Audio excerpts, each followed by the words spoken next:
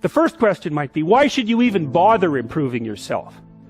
And I think the answer to that is something like, so you don't suffer any more stupidly than you have to. And maybe so others don't have to either. It's something like that. You know, like there's a real injunction at the bottom of it. It's not some casual self-help doctrine. It's that if you don't organize yourself properly, you'll pay for it, and in a big way, and so will the people around you. Now, and you could say, well, I don't care about that, but that's actually not true. You actually do care about that, because if you're in pain, you will care about it. And so you do care about it, even if it's just that negative way, you know. It's very rare that you can find someone who's in excruciating pain who would ever say, well, it would be no better if I was out of this. Sort of pain is one of those things that brings the idea that it would be better if it didn't exist along with it. It's incontrovertible. So you get your act together so that there isn't any more stupid pain around you than necessary. Well, so then the question might be, well, how would you go about getting your act together? And the answer to that, and this is a phenomenological idea too, it's something like, look around for something that bothers you and see if you can fix it. Now, I often tell people too, fix the things you repeat every day, because people tend to think of those as trivial, right? You get up, you brush your teeth, you have your breakfast, you know, you have your routines that you go through every day. Well, those probably constitute 50% of your life.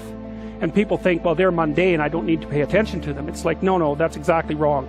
The things you do every day, those are the most important things you do. Hands down. All you have to do is do the arithmetic. Let's say you go into you can do this in a room. It's quite fun to do it just when you're sitting in a room, like a room, maybe your bedroom. You can sit there and just sort of meditate on it and think, okay, if I wanted to spend 10 minutes making this room better, what would I have to do? And you have to ask yourself that, right? It's not a command, it's like a genuine question. And things will pop out in the room that you know, there's a stack of papers over there that's kind of bugging you, and you know that maybe a little order there would be a good thing, and you know, there's some rubbish behind your computer monitor that you haven't attended to for like 6 months, and the room would be slightly better if it was a little less dusty and the cables weren't all tangled up the same way. And like, if you allow yourself just to consider the expanse in which you exist at that moment, there'll be all sorts of things that'll pop out in it that you could just fix. And you know, I might say, well, if you were coming to see me for psychotherapy, this easiest thing for us to do first would just be to get you to organize your room. You think, well, is that psychotherapy? And the answer is, well, it depends on how you conceive the limits of your being. And I would say, start where you can start. You know, if something announces itself to you, which is a strange way of thinking about it, as in need of repair, that you could repair, then, hey, fix it. You fix 100 things like that, your life will be a lot different. See, part of what artists do, for example, when Van Gogh paints a room and you look at it glowing, he's trying to show you what's beyond your perception of the room. And I mean this technically, like the way that your visual system is set up is that whenever memory and presumption can replace direct perception, it will, because it's simpler. So you literally see what you expect to see. And if what you see is dull and drab and boring and pointless and uninspiring, then that's you. It's not what's there. And what the artist does when he or she re-represents that mundane reality is to remind you of what's behind it, the potential that's there. And so what I'm suggesting to people is that they take the potential that's right in front of them. It's like, okay, and here's the rule. You're aiming up. If there's something that you could change, that you would change, that might be a very small thing. Could, well, that's within the grasp of your power. Would is within the grasp of your will. To combine those two things might be a very small shift. You might only be willing to make a very tiny step forward. It's like, fine, good enough. Make a tiny step forward. And that makes you a slight bit stronger than you were before. And then the next step can be slightly larger. And it's the path of humility. If people look at their lives, you know, it's a very interesting thing to do. I like the idea of the room, because you can do that at the drop of a hat. You know, go back to where you live and sit down and think, okay, I'm going to make this place better for half an hour. What should I do?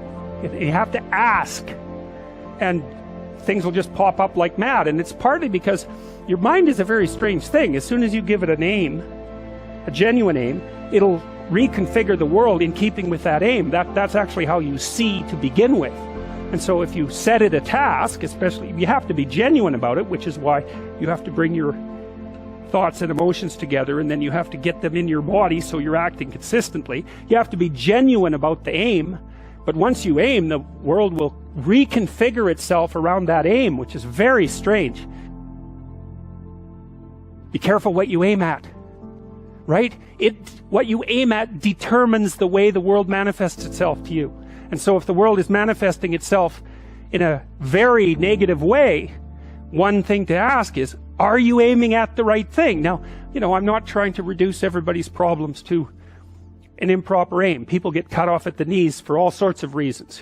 They get sick, they have accidents. There's a random element to being, that's for sure. And so you don't want to take anything, even that particular phrase, too far. You want to bind it with the fact that random things do happen to people. But it's still a great thing to ask. And so what that means is, well, you get up in the morning and you're excited about the day. You're ready to go. And so as far as I can tell, what you do is you specify your long-term ideal.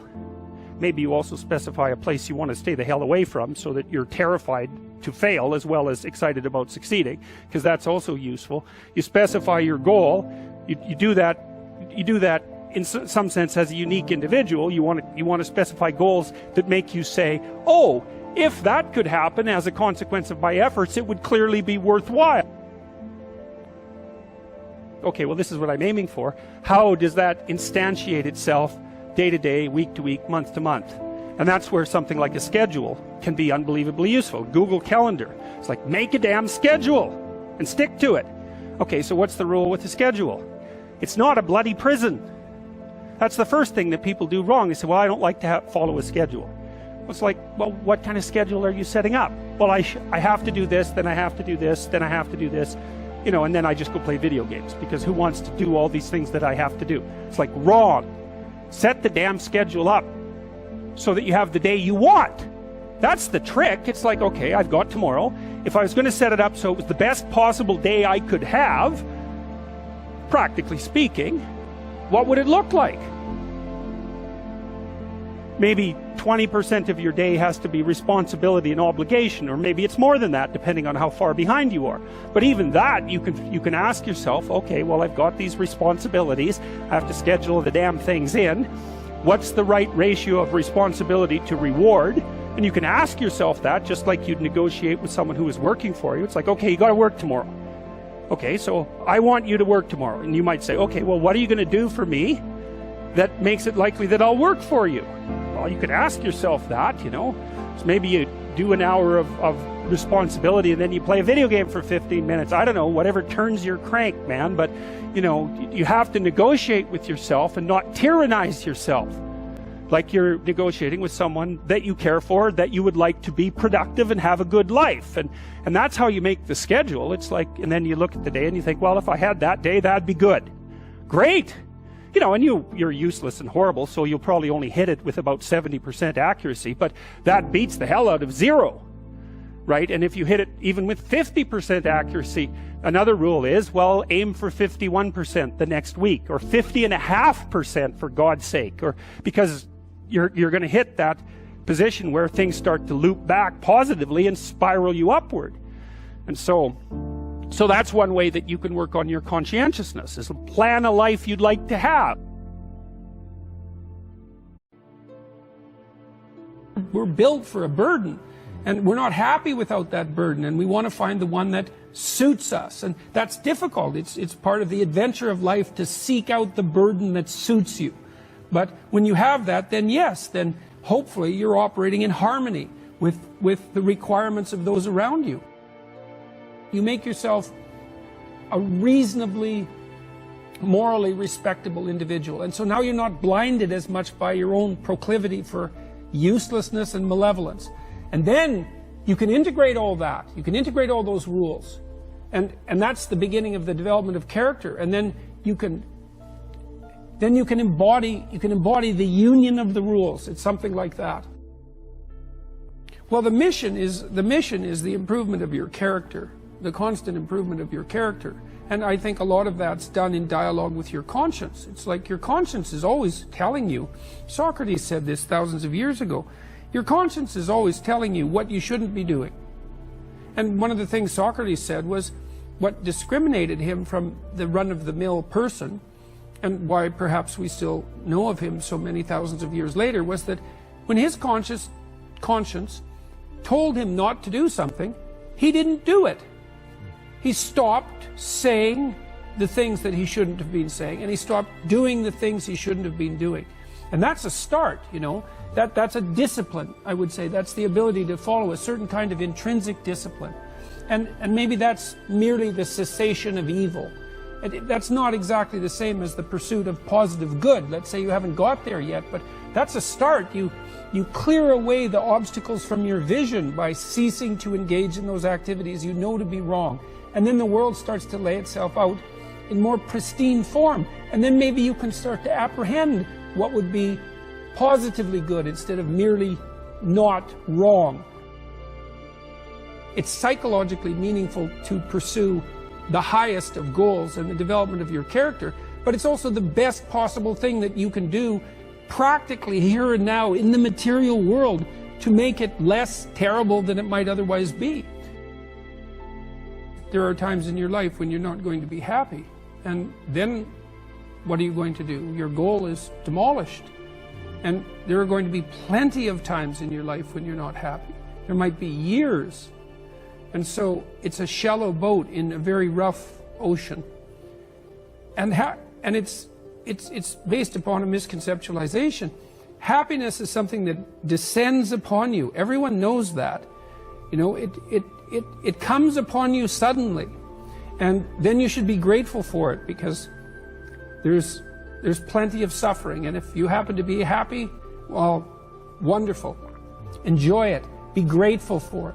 And maybe try to meditate on the reasons that it manifested itself, right? Because it can come as a mystery, you know. You don't necessarily know when you're going to be happy. Something surprising happens and delights you. And you can analyze that. You can think, well, I'm doing something right. I'm in the right place right now. I've done something right. Maybe I can hang on to that. Maybe I can learn from that. What you should be pursuing instead is, well, there's two things.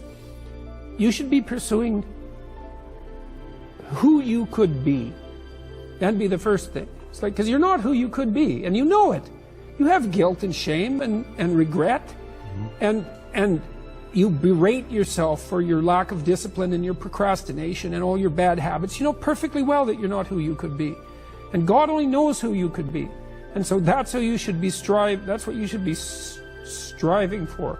And associated with that, you should be attempting to formulate some conception of the highest good that you can conceive of, that you can articulate. Because why not aim for that? It's like your life is short and it's troublesome. And perhaps you need to do something worthwhile with it. And if so, then you should do the most worthwhile thing. And you should figure out what that is for you. And part of that's definitely going to be to develop your character as much as possible, to dispense with those parts of you that are unworthy. And then maybe, if you're fortunate, and you do that carefully, then happiness will descend upon you from time to time. And that's the best you've got.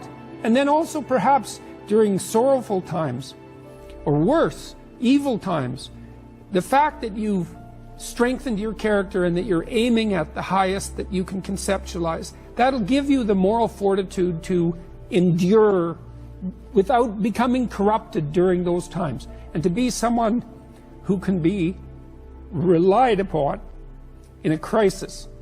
There's an aim. You know, one of the things I've told my audience is, the young guys take to this a lot. I said, you should be the strongest person at your father's funeral, right? Well, that's something to aim for. It's a transition, a generational transition, and it means that, well, all the people around you are suffering because of their loss, they have someone to turn to who can illustrate by their behavior that the force of character is sufficient to move you beyond the catastrophe. And you need that. And that's a great thing to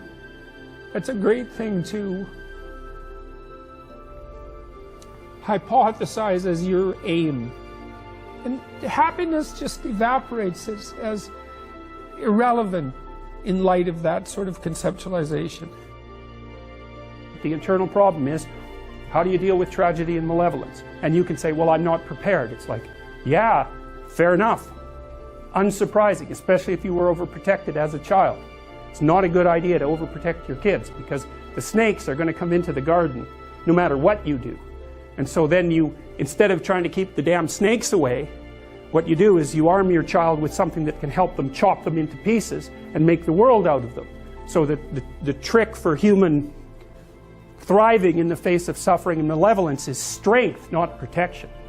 It's a completely different idea. We also know this clinically. We know, for example, that if you treat people with exposure therapy for agoraphobia, which is, roughly speaking, the fear of chaos, I would say, the fear of everything, you don't make them less afraid. You make them braver. It's not the same thing. And the thing to me is that everything else pales in comparison to that. That's why it says in the New Testament that you should stack up riches in heaven. It's like there isn't anything better than that. You know, you're functioning well, your family's functioning well, you're contributing to your community.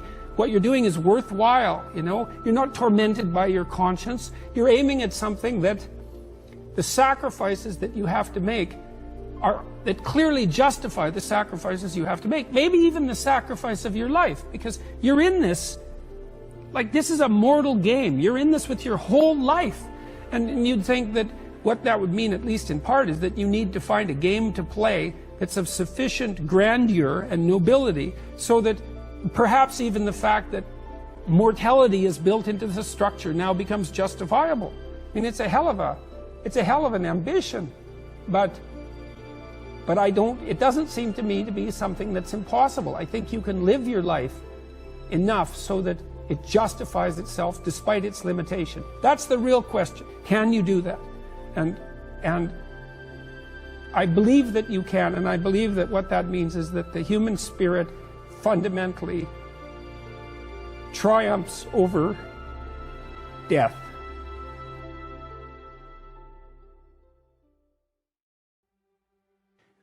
The world shifts itself around your aim, because you're a creature that has an aim. You have to have an aim in order to do something. You're an aiming creature. You look at a point and you move towards it. It's built right into you.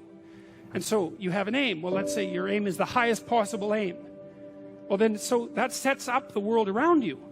It organizes all of your perceptions. It organizes what you see and you don't see. It organizes your emotions and your motivations.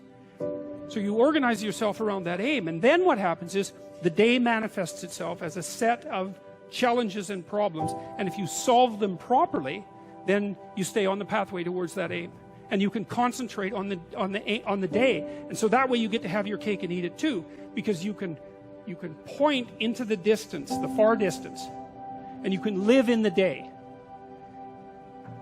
And it seems to me that makes every moment of the day supercharged with meaning. That's how, because if everything that you're doing every day is related to the highest possible aim that you can conceptualize, well, that's the very definition of the meaning that would sustain you in your life. Well, and then the issue is, well, back to Noah. Well, all hell's about to break loose and chaos is coming. It's like when that's happening in your life, you might want to be doing something that you regard as truly worthwhile. Because that's what will keep you afloat when everything is flooded. And you don't want to wait until the flood comes to start doing that, because if your ark's half built and you don't know how to captain it, the probability is very high that you'll drown. Human beings are weird creatures because we're much more activated by having an aim and moving towards it than we are by attainment. And what that means is you have to have an aim, and that means you have to have an interpretation. And it also means that the nobler the aim, that's one way of thinking about it, the better your life. And that's a really interesting thing to know, because, you've heard ever since you were tiny that you should act like a good person, and you shouldn't lie, for example. And you might think, well, why the hell should I act like a good person, and why not lie? Even a 3-year-old can ask that question, because smart kids learn to lie earlier, by the way. And they think, well, why not twist the fabric of reality so that it serves your specific short-term needs? I mean, that's a great question. Why not do that? Why act morally? If you can get away with something and it brings you closer to something you want, well, why not do it? These are good questions. It's not self-evident. Well, it seems to me tied in with what I just mentioned. It's like you destabilize yourself and things become chaotic. That's not good. And if you don't have a noble aim, then you have nothing but shallow, trivial pleasures, and they don't sustain you. And that's not good, because life is so difficult, it's so much suffering, it's so complex. It ends, and everyone dies, and it's painful. It's like, without a noble aim, how can you withstand any of that?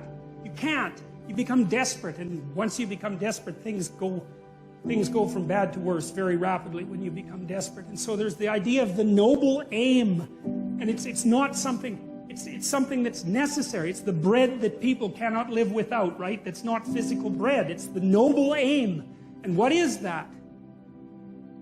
If you configure your life so that what you are genuinely doing is aiming at the highest possible good, then the things that you need to survive and to thrive on a day-to-day basis will deliver themselves to you. That's a hypothesis, and it's not some simple hypothesis, right? Because what it basically says is, if you dare to do the most difficult thing that you can conceptualize, your life will work out better than it will if you do anything else. Well, how are you going to find out if that's true? Well, it's a Kierkegaardian leap of faith. There's no way you're going to find out whether or not that's true unless you do it. So no one can tell you either, just because it works for someone else. I mean, that's interesting and all that, but it's no proof that it'll work for you. You have to be all in this game. All right, so you're always in one of these little frameworks, and there's just no getting out of it. And that's because, at any given moment, it's like field theory. There used to be psychological theories that talked about the field of human experience, something like that, and this is kind of what that is. This is a field, and basically what happens is you parse out a little part of the world, say, and an amount you can handle. So let's say it has some duration. You're not aiming at something 50 years in the future. It's because how the hell are you going to do that? There's too many variables, So you're aiming at some handleable amount of time, and you posit a goal in there, and you plot your route, and then that tells you what's up and tells you what's down, because up moves you towards the goal and down moves you away from the goal, and that sets up your motivational framework so that you have something worth attaining. That's a really interesting thing to know too. It's like, why have a goal? Well, it's easy. No goal, no positive emotion. Because you experience positive emotion by noticing that you're moving towards a goal. And so if you don't have a goal, well, you can't have any positive emotion. So you better have a goal. One thing to remember is that if you don't erect a hierarchical structure with something to aim at, you got no positive motivation, because you experience positive motivation in relationship to a goal, not from attaining the goal. That's satisfaction. And besides, it's fleeting. You know perfectly well. You graduate from university, poof, next day you have a problem, which is, what do you do next? And that's a tough problem. It's not like you've solved your problems by winning that game. You just introduced the problem of having to introduce another game. So it's unreliable as a source of positive emotion, but what's reliable is you set a goal and you try to attain it, and then that gives your life, that literally provides your life with meaning. And so you might say, well, what should the goal be? Well, we could start by saying, well, any goal is better than none. And then we might say, well, it should be a goal that other people will let you pursue, because otherwise it's going to be kind of difficult. And maybe they'll be even happy to help you pursue it. That would even be better. And maybe it's a goal that would enable you to learn how to pursue other goals while you pursue that goal. Boy, that would really be good. And so you can see that your goal is parameterized But that doesn't mean that any old goal works. It means there's some goals that work nicely and some not so nicely. There are playable games and non-playable games. That's a good way of thinking about it. And you want to have a playable game. And there's a lot of them. Lawyer, plumber, you know, actor, whatever. They're playable games. And it's not obvious which one's better, but it's certainly obvious which ones are sustainable and which ones are worse. And so there's a set of playable games, and you need to extract from that set of playable games a game that suits you. And that would be partly due to your temperament, you know, because extroverted people want to play an extroverted game, and highly neurotic people want to play a safe game, and agreeable people want to play a generous game, and disagreeable people want to play a game that's highly competitive so they can win, and, you know, fine. But they're all within the realm of playable games. The world's way more complicated than a text, and so there's an infinite number of ways that you can look at the world. And so how do we know that any one way is better than any other way? And that's a good question. Now, the postmodern answer was we can't. And that's not a good answer, because you drown in chaos under those circumstances, right? You can't make sense of anything. And that's not good, because it's not neutral to not make sense of things. It's very anxiety-provoking. It's very depressing, because if things are so chaotic that you can't get a handle on them, your body defaults into emergency preparation mode, and your heart rate goes up and your immune system stops working, and like you burn yourself out, you age rapidly because you're surrounded by nothing you can control. It's that's an existential crisis, right? It's anxiety-provoking and depressing, very hard on people. And even more than that, it turns out that the way that we're constructed neurophysiologically is that we don't experience any positive emotion unless we have an aim and we can see ourselves progressing towards that aim. It isn't precisely attaining the aim that makes us happy, as you all know if you've ever attained anything, because as soon as you attain it, then the whole little game ends, then you have to come up with another game, right? So it's Sisyphus. Well, you don't want to suffer so much that your life is unbearable, right? That just seems self-evident. Pain argues for itself. I think of pain as the fundamental reality, because no one disputes it, right? I mean, even if you say that you don't believe in pain, it doesn't help when you're in pain. You still believe in it, right? You can't pry it up with logic and rationality. It just stands forth as what the fundament of existence, and that's actually quite useful to know. You say, well, you don't want any more of that than is absolutely necessary. And I think that's self-evident. And then you say, well, wait a minute, it's more complicated than that. You don't want any more of that that's necessary today, but also not tomorrow, and not next week, and not next month, and not next year. So however you act now, better not compromise how you're going to be in a year, because that'll just be counterproductive. That's part of the problem with short-term pleasures, right? It's like act in haste, repent at leisure. Everyone knows exactly what that means. So you have to act in a way that works now and tomorrow and next week and next month and so forth. And so you have to take your future self into account. And human beings can do that. And taking your future self into account isn't much different than taking other people into account. There's no better pathway to self-realization and the ennoblement of being than to posit the highest good that you can conceive of and commit yourself to it. And then you might also ask yourself, and this is definitely worth asking, is do you really have anything better to do? And if you don't, well, why would you do anything else? And the probability is that if you manifest yourself properly in the world, that those things will come your way is extraordinarily high. And I believe that that's exactly right. I mean, I've watched people operate in the world, and I would say that there is no more effective way of operating in the world than to conceptualize the highest good that you can and then strive to attain it.